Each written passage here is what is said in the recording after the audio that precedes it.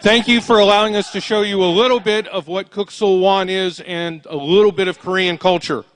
We're now opening up with our breathing exercises, which in Korean is kichojagi.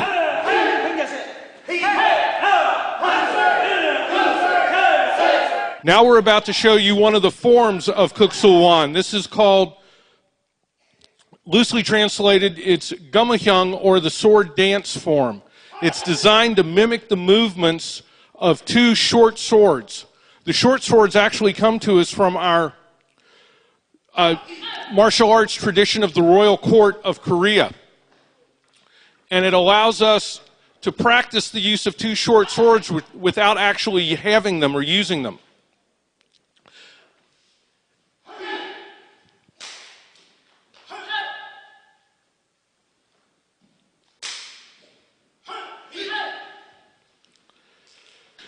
Kuksul Wan is primarily a defensive martial art, and as a result,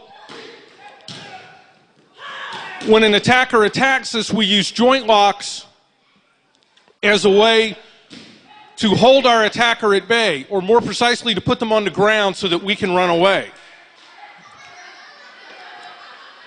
Now, there is one rule to most of these, and that is if it's a woman's self-defense, they generally win. And as you can see, that's what's happened tonight.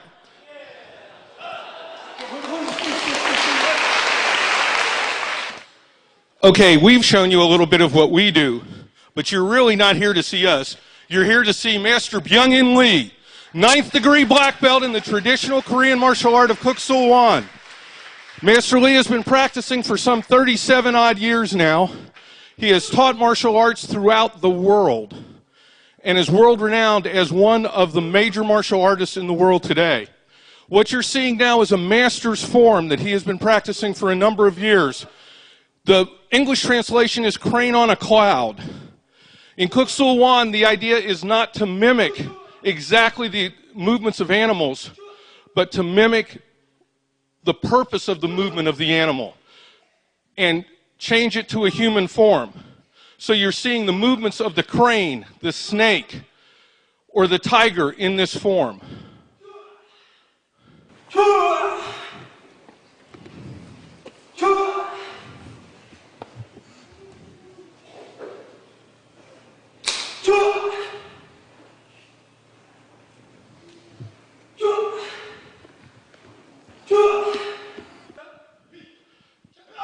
In Kuksul, this is known as Japangi-sul, or cane techniques. Now, normally we would associate the cane with someone who is disabled, but Master Lee is actually showing you what differently abled means tonight.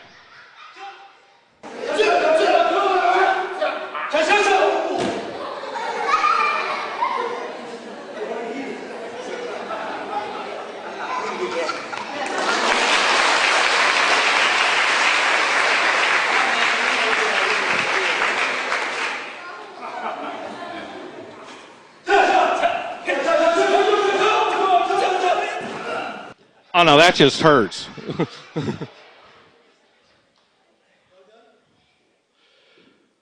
Besides the cane, there's another unique weapon to Kuksul Wan. That would be the fan.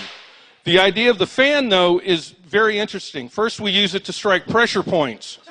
The other thing we use it for is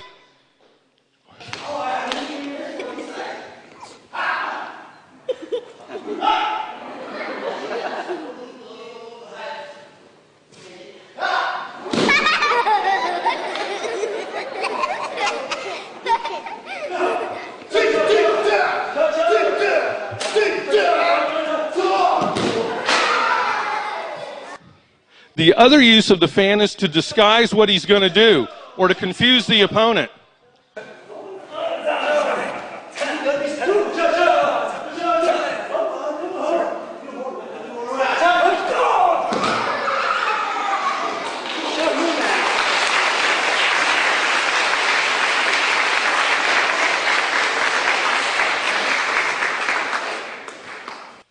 Now, finally, you're about to see a demonstration that Master Lee has given worldwide. This is Pobok-sul, or the use of the rope. Now, Living in Texas, Master Lee is known as the Korean cowboy through most of the world, and you're about to see why. We might need to roll him off.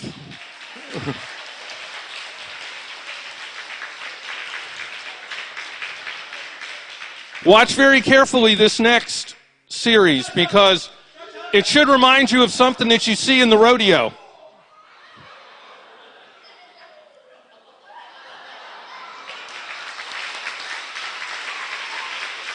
This is why Master Lee is known as the Korean cowboy throughout the world.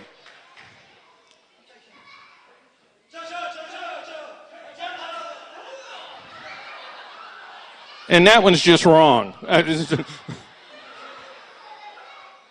Become a docublogger. Log on to docubloggers.org to share your opinions and story ideas, or get out your camera and create your own docublog.